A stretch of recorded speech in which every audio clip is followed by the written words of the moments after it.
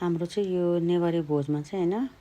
यो तरकारीहरू एकदम बेसी हुन्छ कि एकदम धेरै थरीको तरकारी हुन्छ अनि त्यही भएर सबै थोरै लिँदैछु कि म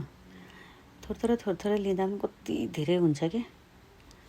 कति मिठो हुन्छ कि त्यही भएर नेवारी भुँइ भनेको नेवारी भुँइ नै हो कि एकदम मिठो हुन्छ क्या म चाहिँ यो बुढालाई लग्दिन लाग्को है थोरै हाल्दिनँ नि कति धेरै भयो यो चाहिँ ड्याकुला र पञ्चकोल चाहिँ हुनैपर्छ क्या आल्तामा हाम्रो भोजतिर त्यो दुईटा त हुनैपर्छ नेवारी भोजमा है ल अब सबैजनाले लिनुभयो यो यस्तै बेलामा हो सबजना भेटघाट हुने भनेकै नक्कली बुहारीले चाहिँ फेरि मासु हालिदिँदैछ यो फोसीमा पकाएको मासु एकदम मिठो हुन्छ क्या दाई मामा माइजूहरू सबजना भेट भएको छन् छेमाहरू माइजूहरू बहिनी सबजना भेट भएको छ